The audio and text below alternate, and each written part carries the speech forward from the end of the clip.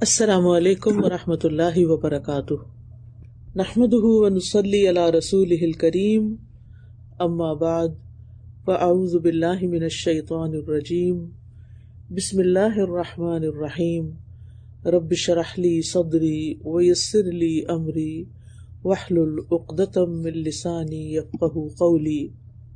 الحمد للہ علم والہم وبصر وفہم وَهَدَى لِلَّتِي هِيَ أَقْوَمُ وَالشُّكْرُ لَهُ عَلَى مَا أَجْزَلَ وَأَنْعَمَ۔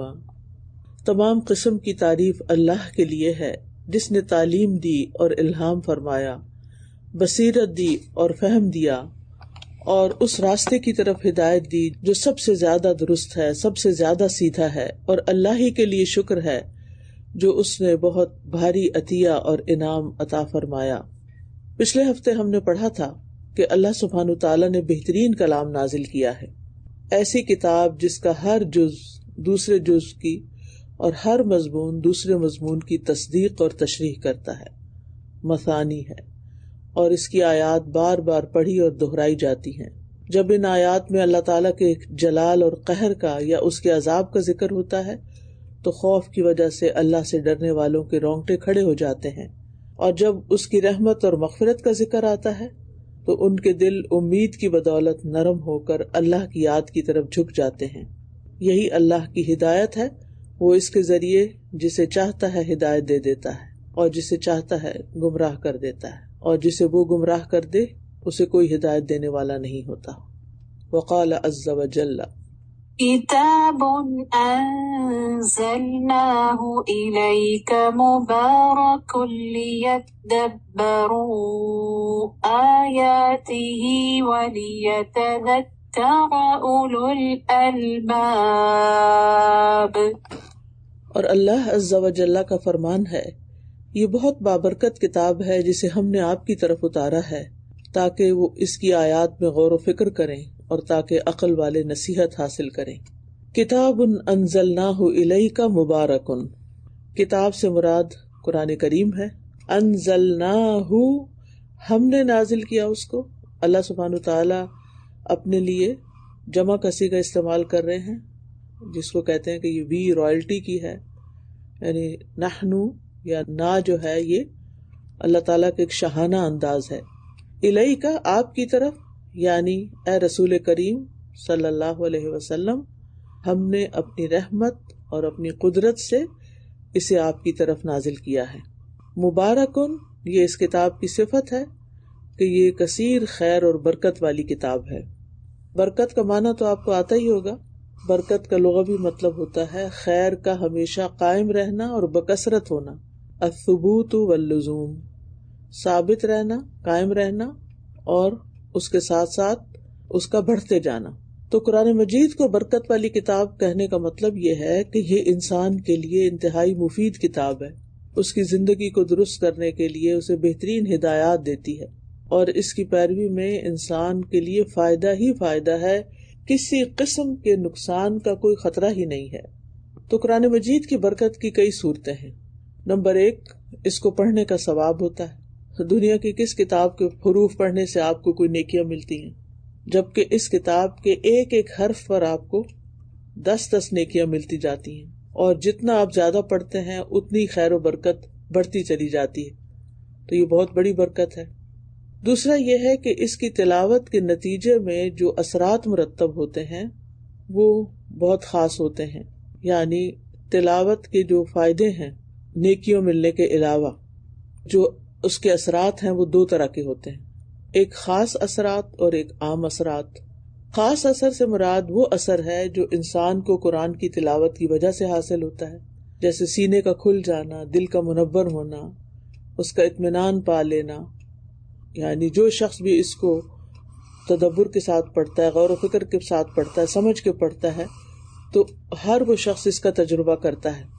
اور عام اثر کیا ہے کہ اللہ تعالیٰ نے اس قرآن کی وجہ سے زمین کے مشارق و مغارب کو مسلمانوں کے لیے فتح کر دیا، لہذا مسلمان جب تک اس کتاب پر عمل کرتے رہے انہوں نے دنیا کی قیادت کی، اور یہ کوئی شک کی بات نہیں کہ یہ سب کچھ قرآن کی برکت سے تھا، کیونکہ قرآن کے آنے سے پہلے عربوں کا حال اور اس کے بعد ان کا حال جو ہے وہ اس بات کا گواہ ہے کہ یہ ساری نعمتیں اور برکات انہیں قرآن کی وجہ سے حاصل ہوئیں۔ اس کے علاوہ ہر انسان اپنی زندگی میں اس برکت کو محسوس کر سکتا ہے، خصوصاً جو وقت کے اندر برکت پائی جاتی ہے، مال کے اندر برکت پائی جاتی ہے، اولاد کے اندر برکت پائی جاتی ہے، گھر کے اندر برکت پائی جاتی ہے۔ یعنی ہر انسان کسی نہ کسی شکل میں اس برکت کو اپنی زندگی میں محسوس کرتا ہے جب وہ واقعی سچے دل سے اخلاص کے ساتھ قرآن مجید کو پڑھتا یا پڑھاتا ہے یا اس کی خدمت کرتا ہے اور اس کا اجر اللہ سبحانہ وتعالیٰ سے چاہتا ہے۔ میں اپنی زندگی کا ایکسپیرینس بتاتی ہوں کہ مجھے الحمدللہ قرآن مجید کی وجہ سے جو سب سے زیادہ فائدہ ہوا ہے وہ میرے اوقات میں برکت ہے۔ یعنی بعض اوقات کچھ کام انسان کر رہا ہوتا ہے، پھر اللہ تعالیٰ دل میں ڈالتا ہے کہ یہ اور کام بھی کر لے، پھر شیطان دل میں وسوسہ ڈالتا ہے نہیں تمہارے پاس تو پہلے ہی بہت سارے کام ہیں، تم یہ کام کیسے کرو گی؟ لیکن الحمدللہ سارے کام ہو جاتے ہیں، وہ نئی نیکی اور نیا کام بھی شروع ہو جاتا ہے اللہ پہ توکل کر کے، اللہ پہ بھروسہ کر کے۔ جیسے اسی کتاب کا تجربہ، یعنی جمعے کے دن میری آلریڈی فقہ القلوب کی کلاس ہوتی ہے، پھر جمعے کی نماز ہوتی ہے، تو ایک مصروف دن ہوتا ہے، جمعے کی تیاری وغیرہ کرنی ہوتی ہے۔ لیکن جب مجھے کہا گیا کہ یہ کتاب پڑھا دیں تو الحمدللہ جب میں نے اس کی حامی بھر لی تو اللہ سبحانہ وتعالیٰ نے اس کی برکت سے بھی میرے کام اور آسان کر دیے۔ یعنی میرا کوئی ٹارگٹ ایسا نہیں کہ جو رہ جائے، الحمدللہ سورۃ کہف کا پڑھنا اور باقی بھی جمعے کے دن جو ذکر اذکار یا جو کام کرنے کے ہوتے ہیں اللہ تعالیٰ وہ بھی کروا رہے ہیں۔ تو آپ اپنی زندگی میں مشاہدہ کر کے دیکھیں، اور جب کبھی آپ کو وقت کے بارے میں بھگدڑ پڑی بھی ہو اور پریشانی ہو تو آپ ضرور قرآن کی تلاوت میں اضافہ کر دیں۔ یعنی یہ میرا ذاتی تجربہ ہے کہ قرآن مجید کی تلاوت میں اضافہ کرنے سے، قرآن مجید کی کسی بھی طرح سے خدمت کرنے سے آپ کے کام جو ہے وہ آسان ہو جاتے ہیں اور آپ کے اوقات ضائع ہونے سے بچ جاتے ہیں۔ لیدبروا آیاتہ، تاکہ وہ اس کی آیات میں غور و فکر کریں۔ یعنی مبارک اس وقت ہوتی ہے جب اس کے اندر تدبر کیا جاتا ہے۔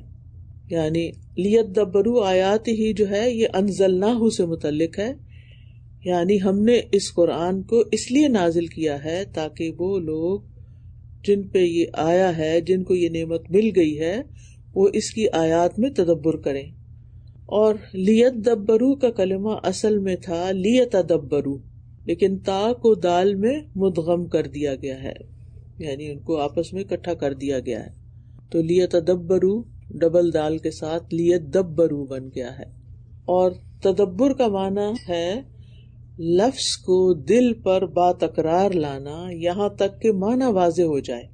ٹھیک ہے، لفظ کو دل پر بار بار لانا یہاں تک کہ معنی واضح ہو جائے، یعنی یہ قرآن کے معنی میں غور و فکر کرنے سے تعبیر کیا جاتا ہے۔ یعنی بار بار غور و فکر کرنا، بار بار اس کی طرف توجہ کرنا، بار بار اس کو سمجھنا تاکہ قرآن کے معنی واضح ہو جائے۔ جیسے آپ الحمدللہ تعلیم القرآن کورس میں لفظی ترجمہ جب پڑھتے ہیں تو وہ ایک دفعہ نہیں پڑھتے، 10 دفعہ 7 دفعہ کم از کم اتنا تو ضرور ہوتا ہے۔ اب ایک ہی لفظ کو جب آپ 10 دفعہ کہتے ہیں تو آپ سوچئے کہ ایسا کیسے ہو سکتا ہے کہ ایک دفعہ بھی آپ کے دل پہ وہ نہ اترے یا آپ پر اثر نہ ہو یا آپ پر اس کا معنی واضح نہ ہو۔ ابن قیم کہتے ہیں کلام کے تدبر سے مراد ہے کہ اس کے اول اور آخر میں دیکھے، پھر ایک مرتبہ کے بعد دوبارہ اپنی نظر لوٹائے۔ یہی وجہ ہے کہ یہ تفاعل کے صیغہ پر آیا ہے، جیسے یہ کہا جاتا ہے التجرع، تفاعل تجرع، گھونٹ گھونٹ کر کے پانی پینا، تفہم خوب فہم حاصل کرنا، تبین خوب تحقیق کرنا۔ ٹھیک ہے، یعنی اس میں پھر معنی میں شدت آ جاتی ہے۔ کلام کے تدبر سے مراد اس کے اول و آخر کو دیکھنا، یعنی آیت کو اول سے آخر تک دیکھیں پھر دوبارہ دیکھیں۔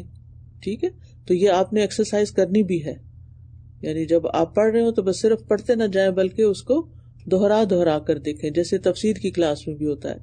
اور قرآن مجید کے نزول کا مقصد کیا ہے؟ زرکشی رحمہ اللہ نے کہا کہ مجموعی طور پر پورے کے پورے قرآن کو اللہ نے اس لیے نازل کیا ہے تاکہ اس کے معنی لوگوں کو سمجھا دے اور تاکہ اس کے علوم کو سیکھا جائے اور اس کے فہم کو حاصل کیا جائے۔ یہی وجہ ہے کہ اللہ تعالیٰ نے قرآن کے ساتھ عقل مندوں کو مخاطب کیا ہے، اور ان لوگوں کو جو علم رکھتے ہیں، اور ان لوگوں کو جو فقہ رکھتے ہیں، اور ان لوگوں کو جو غور و فکر کرتے ہیں۔ یہ امام زرکشی کی کتاب البرہان فی علوم القرآن سے بات لی گئی ہے کہ وہ کیا کہتے ہیں کہ قرآن کے نزول کا مقصد کیا ہے کہ لوگوں کو اس کا معنی سمجھ آ جائے، اس کے علوم سیکھیں، اس کے اندر فہم حاصل کریں. یہ اصل مقصد ہے قرآن کے آنے کا، اور یہ اصل حکمت کہ لوگ آیات میں غور کریں، الفاظ میں غور کریں، پھر اس کے علم کا استنباط کریں، یعنی اس سے سبق اخذ کریں، اس کے رازوں اور حکمتوں میں غور کریں. تو جو شخص قرآن کو پڑھتا رہتا ہے، اس کے معنی میں غور کرتا رہتا ہے، اس کو بار بار دہرا کے غور کرتا ہے، وہ اس کی خیرات و برکات کو حاصل کر لیتا ہے، کیونکہ زندگی کا مقصد سمجھ میں آنے لگتا ہے، اللہ تعالیٰ کے احکامات سمجھ میں آنے لگتے ہیں. دل کے اندر ایک عجب سی ٹھنڈک پیدا ہونے لگتی ہے جب انسان قرآن مجید کو اس انداز میں پڑھتا ہے. اس کے سوالوں کے جواب ملتے ہیں، اس کی کنفیوژنز دور ہوتی ہیں، اس کے وسوسے دور ہوتے ہیں، اس کے اندر کے شکوک و شبہات دور ہوتے ہیں، اس کی خواہشات کا علاج ہوتا ہے، اور اس طرح انسان اللہ کا وہ بندہ بن جاتا ہے جو اللہ تعالیٰ کو مطلوب ہے. یہ جو قرآن میں تدبر کرنے سے برکت حاصل ہوتی ہے، یہ چیز افضل ترین اعمال میں سے ہے، جس کی وجہ سے پھر قرآن پاک پڑھنے کا اور قرآن مجید کی تفسیر اور معانی کو سمجھ کے پڑھنے کا شوق پیدا ہوتا ہے. اور یہ تدبر کے ساتھ پڑھنا تیز رفتاری کے ساتھ تلاوت کرنے سے افضل ہے، جس سے یہ مقصد حاصل نہیں ہوتا. بہرحال حفظ کرنے کے لیے اور حفظ کا سبق سنانے کے لیے تو پھر انسان کو ترتیل کے ساتھ پڑھنا ہی ہوتا ہے، یا جو بھی انداز آپ کے پڑھنے کا ہے. لیکن پھر بھی جتنی بھی بچیاں حفظ کر رہی ہیں، یا جتنے بچوں کو آپ پڑھا رہے ہیں، یا جو لوگ بھی اس وقت میری بات سن رہے ہیں، ان سب کو میری یہی ہمبل ریکویسٹ ہے کہ اگر آپ قرآن مجید کی برکات حاصل کرنا چاہتے ہیں اور اس سے میکسیمم فائدہ اٹھانا چاہتے ہیں اور اس کے نزول کا مقصد سمجھنا چاہتے ہیں، تو جس کو بھی آپ قرآن پڑھائیں اس کو اس کا ترجمہ ضرور بتائیں، اس کا معنی ضرور بتائیں، اس میں غور و فکر کی دعوت دیں، اس میں سے سوال اٹھائیں، تاکہ بات دلوں پہ جا کے لگے، تاکہ عمل بدلے. کیونکہ آپ دیکھیے کہ ایک ہوتے ہیں لفظ، ایک ہوتے ہیں اس کا معنی، اور ایک ہوتے ہیں اس کی حقیقت. ٹھیک ہے نا؟ تو بعض اوقات ہم لفظ جان لیتے ہیں، لفظ پڑھنا سیکھ لیتے ہیں، پھر نیکسٹ لیول پہ ہم اس کا مطلب جان لیتے ہیں کہ مثلا ضربہ کا مطلب ہے اس نے مارا، لیکن اس کی حقیقت کیا ہے؟ کہاں مارا، کیوں مارا، کب مارا، کتنا مارا، کس کو مارا، کس لیے مارا، مقصد کیا ہے اس مارنے کا، کیا مارنا جائز بھی تھا یا نہیں جائز تھا. یہ ساری چیزیں تدبر سے تعلق رکھتی ہیں، اور یہ اس کی حقیقت تک انسان کو پہنچا دیتی ہیں. اور پھر خاص طور پر اگر اس چیز کا تعلق انسان کے عمل سے ہو تو پھر اس کو عمل تک پہنچا دیتی ہیں. یعنی یہ لفظ سے معنی اور حقیقت تک کا جو سفر ہوتا ہے، یہ انسان کو اس کی منزل تک پہنچا دیتا ہے، پھر جس لیے یہ قرآن نازل ہوا ہے. پھر فرمایا وَلِيَتَذَكَّرَ أُولُو الْأَلْبَابِ، اور تاکہ عقل مند لوگ اس سے نصیحت پکڑیں. اولو الالباب، اور نصیحت حاصل کرنے سے مراد کیا ہوتا ہے؟ اس سے متاثر ہونا، دل پر اثر ہونا اور اعضاء پر بھی آ جانا. یعنی نصیحت وہی پکڑتا ہے جو بات کو دل پہ لیتا ہے، اور پھر اس کے بعد اس کا اثر اس کے اعضاء پر، یعنی پھر عمل بھی بدل جاتا ہے. اور دل کا متاثر ہونا یہ ہے کہ بندے کا اللہ کے لیے اخلاص ہو، اللہ کی طرف رجوع ہو جائے، اللہ پر توکل کرنا آ جائے. اور اسی طرح دل کے جتنے بھی اعمال ہیں، اللہ کا تقویٰ ہے، اللہ کی محبت ہے، اللہ کا خوف ہے، اللہ کی خشیت ہے، یہ ساری چیزیں بھی انسان کے اندر پیدا ہونے لگ جائیں.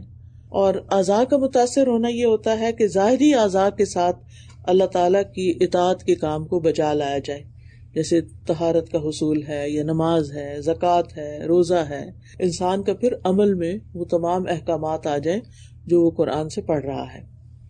اور پھر تدبر کے بعد نصیحت حاصل کرنے کا عمل جو ہے یہ بعد میں رکھا ہے. آپ دیکھیں پہلا سٹیپ تدبر رکھا گیا اس آیت میں، اور دوسرا نصیحت حاصل کرنا. کیونکہ انسان کسی چیز سے اس وقت تک نصیحت حاصل ہی نہیں کر سکتا جب تک اس میں غور و فکر نہیں کر لیتا جس کے بارے میں وہ بات کہی جا رہی ہے. یعنی پہلے آپ تدبر کریں گے، پھر آپ نصیحت حاصل کریں گے. تو فرسٹ سٹیپ یہ ہے کہ انسان قرآن کو پڑھے، اس کے الفاظ کو صحیح طور پہ پڑھنا جانے، یہ پرائمری لیول ہے. اور دوسرا سیکنڈری لیول کیا ہے کہ اس کے معنی کو سمجھنے میں غور و فکر کرے. اور تیسرا اور آخری جو مطلوبہ مرحلہ ہے وہ ہے اس سے نصیحت حاصل کرے. تو اس سے پتہ چلتا ہے کہ اس بابرکت قرآن کے نازل کرنے کا فائدہ دو چیزوں سے حاصل ہو سکتا ہے. اور وہ ہے تدبر اور نصیحت. یہ دو کی ورڈز ہر صاحب قرآن، ہر حامل قرآن جو ہے وہ اپنی فنگر ٹپس پہ رکھے، اپنے دل میں رکھے کہ میرا جو اس قرآن کے ساتھ تعلق ہے وہ تدبر کا اور نصیحت حاصل کرنے کا ہو. لیکن یہ کام صرف وہی کرتے ہیں جو اولو الالباب ہوتے ہیں، عقل والے ہوتے ہیں. ٹھیک ہے نا؟ تو عقل والوں کو یہ سعادت نصیب ہوتی ہے اور باقی لوگ اس سے کم درجے کا سودا کرتے ہیں. یہ نہیں کہ قرآن پڑھنے کا کوئی فائدہ نہیں ہوتا، لیکن میکسیمم فائدہ، صحیح فائدہ اسی وقت ہوتا ہے جب انسان یہ دو کام کرتا ہے، اور یہ کام پھر اولو الالباب کرتے ہیں. الباب جو ہے یہ لب کی جمع ہے، اور ہر چیز کا لب اس چیز کا مقصود ہوتا ہے، یعنی اس کا خلاصہ ہوتا ہے، اس کا نچوڑ ہوتا ہے، اس کی کریم ہوتی ہے. یعنی یہ اس چیز کا لب ہے، یعنی لب لباب جس کو آپ کہتے ہیں نا، یعنی یہ اس کا اصل مقصد ہے. اس بات کا لب لباب یہ ہے، یعنی ساری بات کا خلاصہ یہ ہے، اصل مقصد یہ ہے. مثلاً غلے کا دانہ ہے، اس کا لب کیا ہے؟ اس کا اندر کا حصہ. ایک بادام کا پیس ہے تو اس کا لب کیا ہے؟ اس کی اندر کی گری. یعنی وہ بظاہر دیکھنے میں تو وہ آپ کے لیے پہچان ہوتے ہیں بادام کا چھلکا. جب آپ بازار میں لینے جاتے ہیں یا آپ کہیں دیکھتے ہیں تو ہو سکتا ہے کہ صرف لب پڑا ہو تو آپ کو سمجھ نہ آئے کہ کیا ہے دور سے، کہ یہ بادام کی گری ہے یا کسی اور چیز کی ہے. لیکن جب آپ بادام کو چھلکے کو دیکھتے ہیں تو وہ پہچان ہوتی ہے. اسی طرح جب کوئی شخص قرآن کی تلاوت کر رہا ہوتا ہے تو وہ پہچان اس کی ہوتی ہے کہ قرآن پڑھنے والا ہے. لیکن جب وہ اس کا اندر کا جو مغز ہے یا اس کے اندر کی جو گری ہے، جب انسان اس کو کھاتا ہے بادام کی، تو پھر اس کو اصل لطف آتا ہے بادام کھانے کا. تو اسی طرح قرآن پاک کے الفاظ سے آگے جا کر جب اس کے معنی پر غور و فکر کرتے ہیں تو پھر اس کا وہ لطف آنا شروع ہوتا ہے، اس کی وہ برکت حاصل ہونی شروع ہوتی ہے جو مقصود ہے. اسی طرح انسان کے جسم کے اندر، جو انسان کی کھوپڑی کے اندر ہوتا ہے، وہ اس کا لب ہے، اور اوپر والا حصہ جو ہے وہ اس کی کھوپڑی کی ہڈیاں. اسی طرح انڈے کا جو مواد ہوتا ہے وہ انڈے کے اندر ہوتا ہے، وہ لب ہے، اور اوپر والا خول اس کا چھلکا ہوتا ہے. تو قرآن مجید کے ساتھ بھی ہمارا معاملہ عقل مند لوگوں کا کیا ہونا چاہیے کہ وہ اس کی ڈیپتھ میں جائیں، اس کے اندر اتریں. اور قرآن مجید میں تدبر کی اہمیت ہمیں قرآن مجید سے ہی پتہ چلتی ہے. سورۃ النساء میں اللہ تعالیٰ فرماتے ہیں افلا يتدبرون القرآن ولو كان من عند غیر اللہ لوجدوا فیہ اختلافا کثیرا. کیا وہ قرآن میں غور و فکر نہیں کرتے؟ اگر وہ غیر اللہ کی طرف سے ہوتا تو وہ اس میں بہت زیادہ اختلاف پاتے.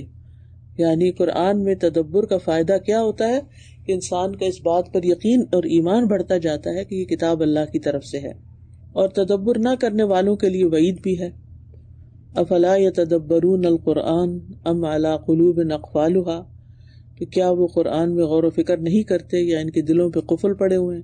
یعنی ڈانٹ ہے ایک طرح سے، جیسے تمہارے منہ کو تالا لگا ہوا ہے، تم بات کیوں نہیں کر رہے؟ تو ایسے ہی تدبر کا تعلق تو دل سے ہے، دل اس میں انوالو ہو، سمجھ بوجھ عقل انوالو ہو. تو کیا عقل پہ تالے پڑے ہوئے ہیں؟ عقل کام نہیں کرتی، اولو الالباب نہیں ہو.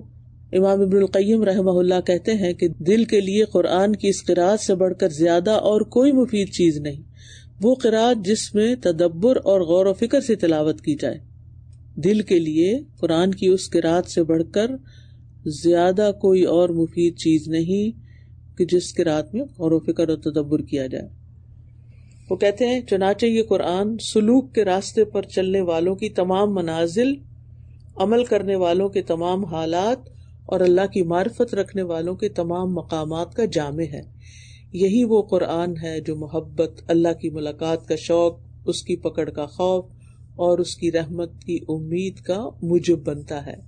اس کی طرف انابت اور رجوع، اس کی ذات پر توکل، اللہ تعالیٰ کی رضا کے حصول، تمام معاملات اس کے سپرد کرنے، اس کی شکر گزاری کرنے، صبر کرنے اور دیگر ان تمام حالات کی توفیق کا موجب بنتا ہے، جس سے انسان کے دل کو زندگی اور کمال حاصل ہوتا ہے.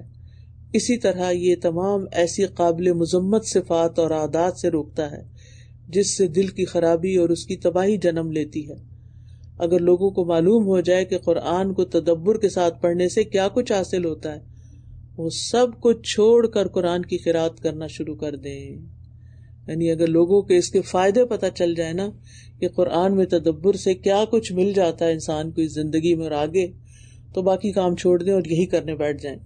پھر جب وہ غور سے پڑھے یہاں تک کہ وہ کسی ایسی آیت سے گزرے کہ اس کو اپنے دل کی شفا کے لیے اس آیت کی ضرورت ہو تو اس کو چاہیے کہ وہ اس کو بار بار تلاوت کرے، خواہ 100 مرتبہ کرنی پڑے، خواہ ساری رات کرنی پڑے۔ تو ایک آیت کو غور و فکر اور اس کے فہم کے ساتھ پڑھنا پورے قرآن کو بغیر تدبر اور فہم کے ختم کرنے سے زیادہ بہتر ہے اور دل کے لیے زیادہ مفید ہے، اور یہ ایمان اور قرآن کی لذت کے ذوق کے حصول کا زیادہ باعث ہے۔ یہ ان کی کتاب ہے مفتاح دار السعادہ، اس سے یہ کوٹیشن لی گئی ہے۔ تو اسی لیے آپ دیکھیں کہ نبی صلی اللہ علیہ وسلم بعض اوقات ایک ہی آیت کو بار بار دہراتے تھے۔ آج اگر ہم دیکھیں تو ہمارا طریقہ کیا ہے کہ جب ہم میں سے کوئی بیمار ہو جاتا ہے یا کوئی تکلیف اس کو ہوتی ہے تو وہ کوئی آیت قرآن کی لے لیتے ہیں اور اس کو 100 دفعہ پڑھتے ہیں، بعض لوگ کہتے ہیں 140 دفعہ پڑھیں، بعض اوقات کہتے ہیں سورۃ فاتحہ کو 41 دفعہ پڑھیں شفا کے لیے۔ تو وہ بار بار دہرانا جو ہے وہ بڑا فائدے کا ہوتا ہے، یہ 100 دفعہ پڑھیں، یہ 700 دفعہ پڑھیں، یہ اتنے دن پڑھیں، تکرار اس میں بہت فائدے کی چیز ہے۔ پھر یہ ہے کہ امام ابن وہیب بن ورد رحمہ اللہ کہتے ہیں تدبر کے بارے میں، ہم نے قرآن کی تدبر کے ساتھ کی ہوئی تلاوت سے بڑھ کر کوئی اور چیز نہیں پائی جو ان دلوں کو زیادہ نرم کرنے والی اور حق کو زیادہ کھینچ لانے والی ہو۔ امام ابن تیمیہ کہتے ہیں کہ جو اپنے عقل اور شعور اور دل کے غور و فکر کے ساتھ اللہ کے کلام اور اس کے رسول کے کلام کو کان لگا کے سنتا ہے تو وہ اس سے ایسا فہم، لذت، ہدایت، دلوں کی شفا، برکت اور منفعت یعنی فائدہ پا لیتا ہے جو وہ کسی دوسرے کلام میں نہیں پا سکتا، نہ ہی نظم میں، نہ ہی نثر میں، نہ کسی شعر میں، نہ گانے میں، نہ کسی خطیب کے کلام میں، نہ کسی کہانی میں، کسی چیز میں نہیں، وہ چیز جو انسان کو قرآن سے ملتی ہے۔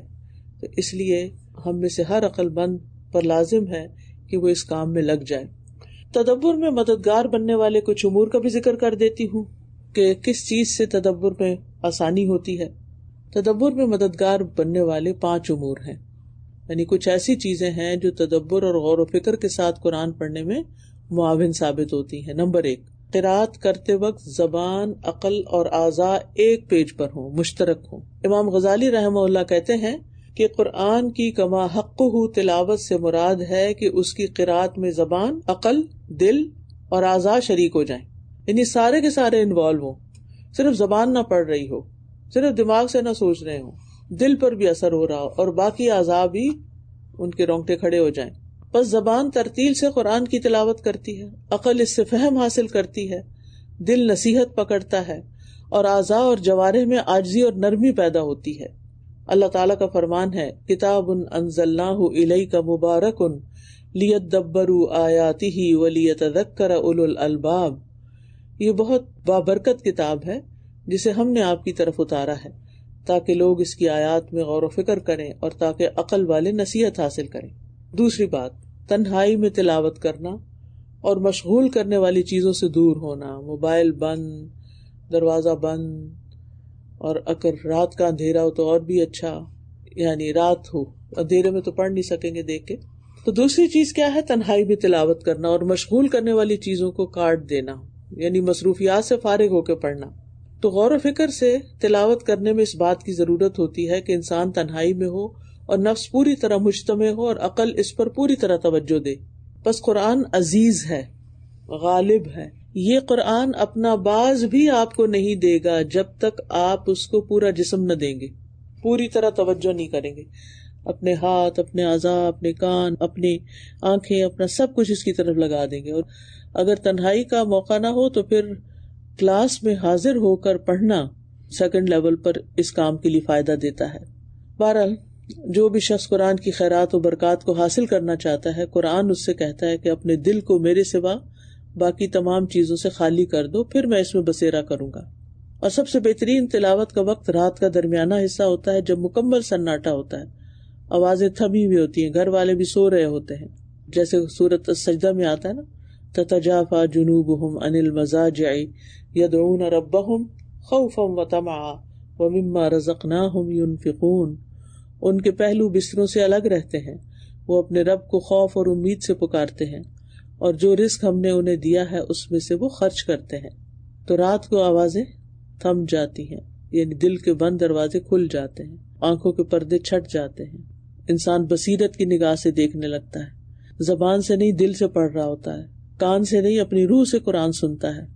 سنن ترمذی میں آتا ہے اقرب ما يكون الرب من العبد في جوف الليل الآخر فإن استطعت أن تكون ممن يذكر الله في تلك الساعة فكن۔ نبی صلی اللہ علیہ وسلم نے فرمایا تمام اوقات سے زیادہ بندہ پچھلی رات میں رب کے قریب ہوتا ہے، بس اگر تم سے ہو سکے کہ تم اس گھڑی میں اللہ کو یاد کرنے والوں میں سے بن جاؤ تو ضرور بن جاؤ۔ تیسری چیز تدبر میں فائدہ مند، قرآن کا خود کو مخاطب سمجھنا، یعنی قرآن کا مخاطب خود کو سمجھنا، قرآن کے ساتھ زندگی بسر کرنا، آیات کو نفس پر اتارنا، اور اس احساس کے ساتھ پڑھنا کہ جو کچھ آپ پڑھ رہے ہیں اس میں صرف آپ کی بات ہو رہی ہے، فیہ ذکرکم۔ عبداللہ بن مسعود رضی اللہ عنہ کہتے ہیں کہ جب آپ اللہ تعالیٰ کو یہ فرماتے ہوئے سنیں یا ایھا الذین آمنوا، تو اپنے کان اس کی طرف لگا دیں، یا تو خیر کا کام ہوگا جس کا آپ کو حکم دیا جا رہا ہوگا، یا شر ہوگا جس سے آپ کو روکا جا رہا ہوگا۔ چوتھی چیز قرآن کی عظمت کا احساس، قرآن کی عظمت کا احساس ذہن میں رکھنا، اور یہ کہ یہ اللہ تعالیٰ کا کلام ہے، یہ اللہ کی مخلوق کی طرف اللہ کے پیغامات ہیں، یعنی اللہ نے ہماری طرف یہ میسیجز بھیجے ہیں۔ حسن بن علی رضی اللہ عنہ کہتے ہیں کہ تم سے پہلے لوگ قرآن کو اپنے رب کے پیغامات خیال کرتے تھے، جیسے ہم بھی کہتے ہیں نا خط ہے اللہ کا، کہنا تو نہیں چاہیے خط اس کو، کیونکہ قرآن خط نہیں ہے لیکن پیغام تو ہے، بہرحال خط میں بھی پیغام ہی ہوتا ہے۔ بس وہ راتوں کو اسے تدبر سے پڑھتے اور دن میں اس کا خوب خیال رکھتے۔ پانچویں چیز قرآن کو ترتیل کے ساتھ اور آہستہ آہستہ پڑھنا۔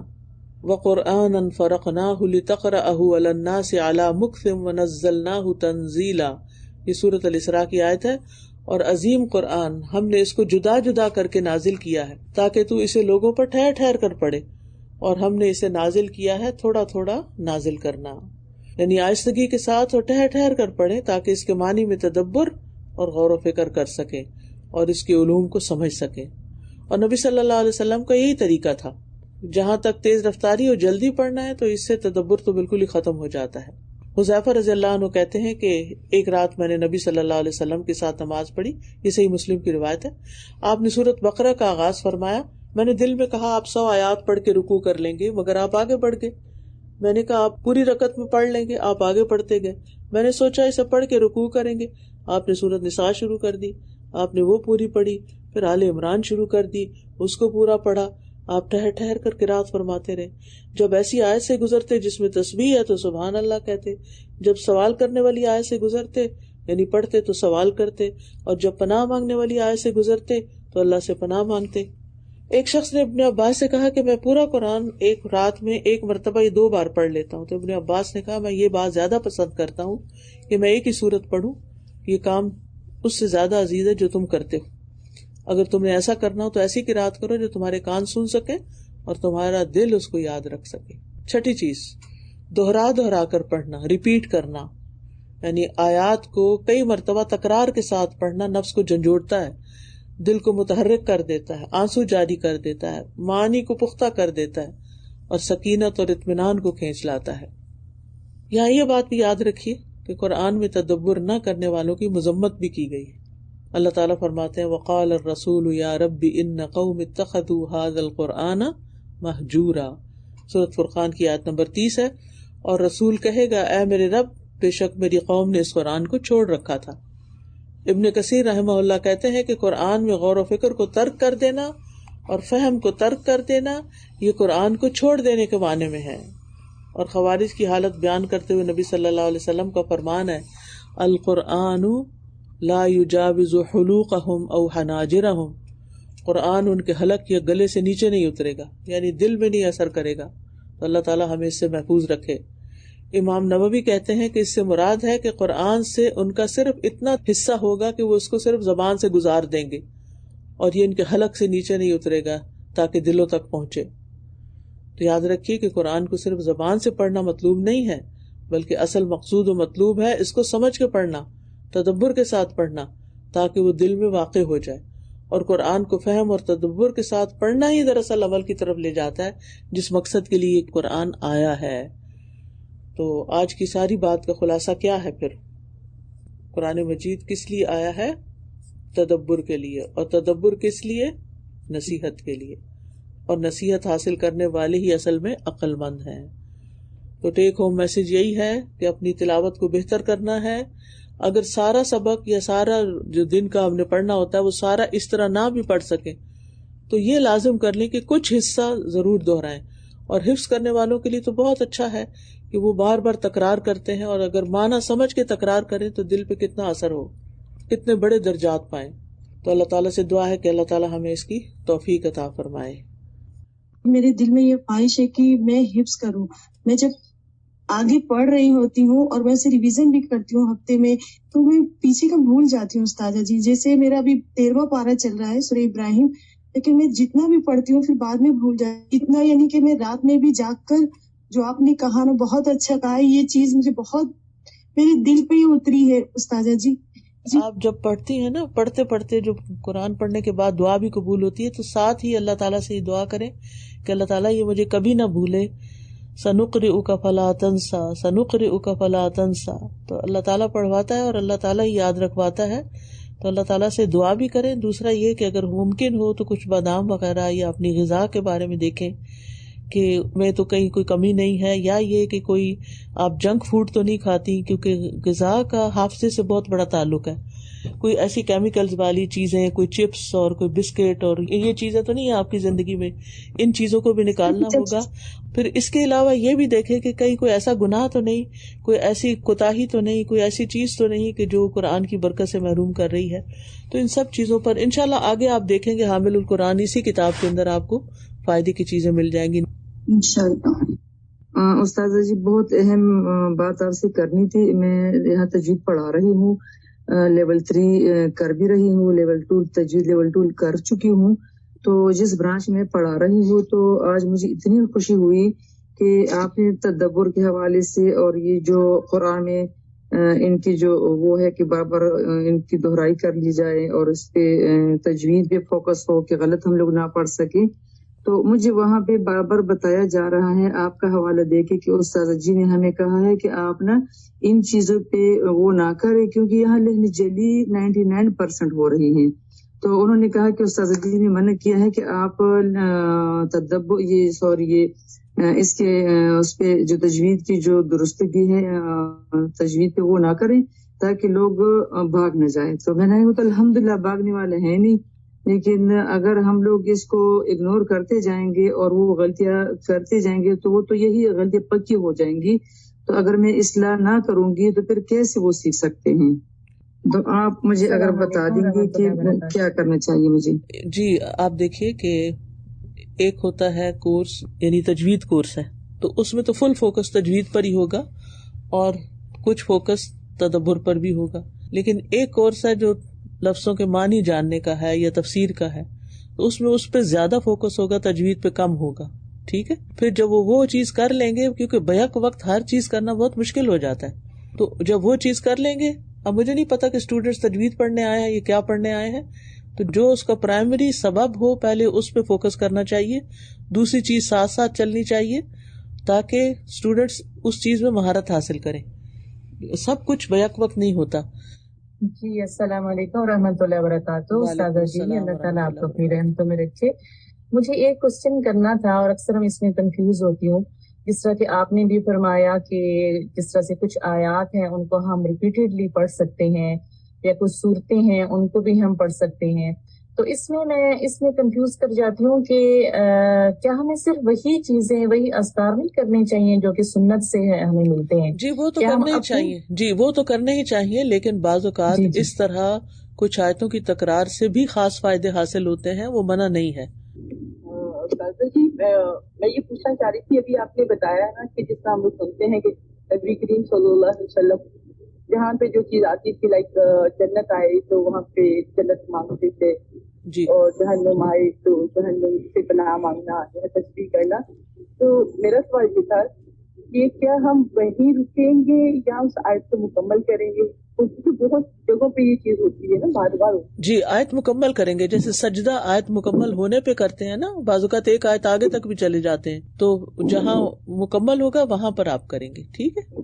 اچھا استاذہ جی میں نے پوچھنا تھا کہ مطلب نا سارا کچھ پتہ ہے کہ نماز چھوڑنے کی سزا یہ وہ سب کچھ ایسے ہے، لیکن اس کے باوجود شیطان اتنا ہیوی ہو جاتا ہے نا اوپر دماغ کے کہ نماز کا اوقات ٹائم بھلا دینا یا جھاگ نہ آنا. تو استاذہ جی پلیز اس کے لیے کچھ رہنمائی کرے کہ کیا کروں کہ جو نماز کو وقت پہ ادا کی جائے. وہ جو ہے نا ایک پمفلٹ ہے الہدا کا، نماز فجر کے لیے کیسے بیدار ہوں، اس کو آپ ضرور پڑھ لیں. اس میں آپ کو بہت ساری ٹپس مل جائیں گی. یہ گناہ رکاوٹ بنتے ہیں، اس لیے کثرت سے استغفار کریں. اساتذہ میں قرآن کلاس کے اسٹوڈنٹ ہوں، لیکن الحمدللہ علم تو ہے لیکن عمل بہت کم ہے. تو کبھی کبھی دل کرتا ہے کہ جب عمل نہیں کرتی تو کلاس وغیرہ یہ سب کچھ چھوڑ دوں. یعنی اس سے پھر آپ کا عمل بڑھ جائے گا کلاس چھوڑنے سے؟ پھر مجھے کوئی یہ تو نہیں کہے گا کہ قرآن سیکھتی ہو تو یہ بھی کرتی ہو تو یعنی کہ آپ لوگوں کے لیے پڑھ رہی ہیں کہ لوگ کیا کہیں گے؟ اساتذہ اپنے دل میں بھی آ جاتی ہے بات کہ جیسے بہت سی ایسی چھوٹی چھوٹی اور بڑی بڑی باتیں ہیں جو گھر والوں کی وجہ سے یا نہ چاہتے ہوئے بھی نہیں ہے میں چھوڑ سکتی. کوشش اور دعا تو ہے میری. اگر دعا میں اخلاص ہوگا نا اور رونا ہوگا اللہ تعالیٰ کے آگے اور تنہائی میں رونا، کیونکہ اس کے بغیر کوئی رستہ نہیں ہے نا. آپ سوچیں یہ چھوڑ کے ہم کدھر جائیں گے؟ کیا اللہ تعالیٰ کی یاد سے غافل ہو کے، اللہ کے قرآن کو چھوڑ کے، ہم دین کو چھوڑ کے، نمازیں چھوڑ کے ہم آخرت میں کامیاب ہو جائیں گے؟ رستہ تو یہی ہے نا کامیابی کا جو آپ نے شروع کیا ہے. تو آپ نے استقامت اختیار کرنی ہے اور لوگوں کی باتوں سے گھبرانا نہیں ہے. جس رب نے آپ کو قرآن پڑھنے کی توفیق دے دی ہے نا، وہ ایک دن عمل کی توفیق بھی دے دے گا. تو سفر جاری رکھیں. جو کپڑا بہت میلا ہوتا ہے نا وہ ایک دھلائی میں نہیں دھلتا، سارے داغ نہیں اترتے، ٹائم لگتا ہے. استاذہ جی میں نے یہ پوچھنا تھا، جیسے سورہ البقرہ کے بارے میں آتا ہے کہ اس کا پڑھنا باعث برکت ہے، تو اگر ہم پورا پڑھتے ہیں تو پھر باقی کا جو ناظرہ قرآن ہوتا ہے وہ اگر رہ جائے یا سم ٹائم یہ ایک دن میں پورا نہیں مکمل ہوتا، تو اس میں جیسے آپ کی والدہ کے بارے میں نے سنا تھا، تو ہم کیا کریں کہ یہ بھی پڑھ لیں اور وہ بھی پڑھ لیں؟ دیکھیں میری والدہ کی عمر تو اس وقت 70 سے اوپر تھی، 78 سال تھی. تو وہ وقت ہوتا ہے خواتین کی زندگی میں جب ان کے اوپر کوئی ذمہ داریاں نہیں ہوتی، نہ پکانے کی، نہ دھونے کی، نہ کچھ اور. تو ان کے پاس سارا دن ہوتا ہے، لہٰذا وہ سارے دن میں سورۃ البقرہ بھی پوری پڑھ سکتی ہیں، اور وہ آل عمران بھی پڑھتی ہوتی تھی روز، اور اس کے علاوہ بھی اپنا ڈیلی کا لیسن پڑھتی تھی، کلاسز اٹینڈ کرتی تھی، کیونکہ ان کا سارا وقت اب کام ہی یہی تھا. لیکن جن کے اوپر اور بھی ذمہ داریاں ہوتی ہیں ان کے پاس اتنا وقت بعض اوقات نہیں نکلتا. تو روزانہ تھوڑا سا حصہ، یعنی 2 صفحات، 4 صفحات، 6 صفحات، آدھا پارہ، یعنی سورۃ البقرہ کا پڑھ کے 2 دن میں، 3 دن میں، 4 دن میں، 6 دن میں مکمل کر لیں. تو اپنی ذمہ داریوں اور اپنے فرائض کے ساتھ ساتھ ان سب چیزوں کو لے کے چلنا چاہیے. میرا آپ سے یہ سوال ہے کہ ابھی ریسنٹلی میں نے 3 سال کا کورس کیا ہے یہاں پہ دبئی میں، لفظی ترجمے کا قرآن کا. جی. تو الحمدللہ قرآن کی سمجھ آتی ہے جب بھی پڑھتی ہوں یا جب بھی سنتی ہوں کہیں پہ. تو میں نے آپ سے پوچھنا تھا کہ اب میں نیکسٹ کس چیز پہ فوکس کروں؟ آپ نے تجوید سیکھ لی ہے، حدیث پڑھی ہے؟ جی تجوید میں نے ابھی بیسک لائک لہنے جلی اور یہ چیزیں مجھے سمجھ آ گئی ہیں، بٹ ایڈوانس تجوید نہیں آتی ابھی. اچھا ٹھیک ہے. تو حدیث کا گرامر بھی نہیں آتی. حدیث کا کورس کر لیا آپ نے؟ جی انشاءاللہ نیکسٹ اب میں نے حدیث کا یہ سپٹمبر سے جوائن کرنا ہے کورس. جی ٹھیک ہے. حدیث کا آپ کیجئے کیونکہ قرآن کے ساتھ سنت کی تعلیم بڑی ضروری ہے، اور ساتھ ساتھ تھوڑا تھوڑا جو ہے گرامر کو ٹچ دیجئے، اس پہ اوپر بہت زیادہ سارا وقت اسی پہ نہ لگائیں. یعنی گرامر بذات خود مطلوب اور مقصود نہیں ہے، اپلائیڈ گرامر ہونی چاہیے جس سے آپ کو ٹیکسٹ سمجھ میں آئے. الگ کوئی چیز نہیں ہوتی گرامر کی، خالی گرامر پڑھ پڑھ کے انسان اپنا وقت لگائے اور اس کو عمل میں کہیں نہ لائے. اسی طرح خالی تجوید کے رول رٹتا رہے اور اس کو اپلائی نہ کرے. تو اگر آپ نے تجوید پڑھ لی ہے لہنے جلی کے اور آپ پاس کر گئی ہیں کہ وہ اب آپ کے اندر نہیں رہی، تو اب اس کی پریکٹس کریں قرآن مجید پر. جی میرا ایک سوال ہے کہ جب ہم نماز پڑھتے ہیں، روزہ رکھتے ہیں، جو ہمارے بنیادی بیسک عبادات ہیں، تو میں جب بھی نماز کے لیے کھڑی ہوتی ہوں تو میرے اندر یہ خوف زیادہ ہوتا ہے کہ نہیں پڑھوں گی تو یہ گناہ ہوگا، اور یہ نہیں ہوگا تو یہ ہوگا. تو کئی دفعہ انسان سستی کرتا ہے تو یہ خوف لے جا کے کھڑا کرنے پہ مجبور کر دیتا ہے. تو میں یہ سوچتی ہوں کہ میں کافی عرصے سے کوشش کر رہی ہوں کہ محبت سے کیسے کھڑا ہوا جائے، کہ وہ ایک، کیونکہ خوف سے جا کے کھڑا ہوتے، خوف سے عبادت کرتے کہ اچھا یہ نہیں ہوگا تو جہنم میں چلے جائیں گے. لیکن جو ایک محبت کے پہلو ہے کہ میں ابھی تک اسپیشلی 3 سال سے بہت کوشش کر رہی ہوں کہ میں جب کھڑی ہوں تو محبت سے کھڑی ہوں. تو وہ محبت کیسے پیدا کروں؟ وہ اللہ کی نعمتوں کو یاد کر کے، اللہ کی مہربانیوں کو، اللہ کے فضل و کرم کو، جتنا آپ اس کی نعمتوں پہ غور کریں گی، اس کی رحمتوں پہ غور کریں گی تو محبت پیدا ہوگی. تو انشاءاللہ پھر محبت سے بھی آپ آگے آئیں گی. تو نے تو مجھے اتنا کچھ دیا اور میں کیا کر رہی ہوں.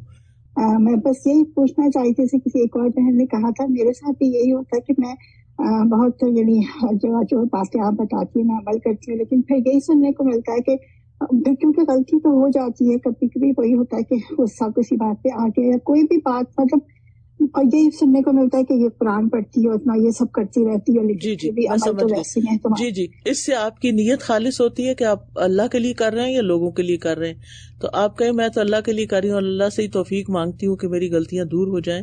اور دوسرا یہ کہ صبر پیدا کریں آپ سب لوگ اپنے اندر، لوگوں کی باتوں پہ بہت اوفینڈ نہ ہو اور ان کو اپنے دل پہ بہت زیادہ نہ لیں. لوگوں کی باتوں سے زیادہ اللہ کا کلام ہمارے دلوں پہ اثر کرنا چاہیے، اس کو معیار بنائیں. وآخر دعوانا ان الحمد للہ رب العالمین.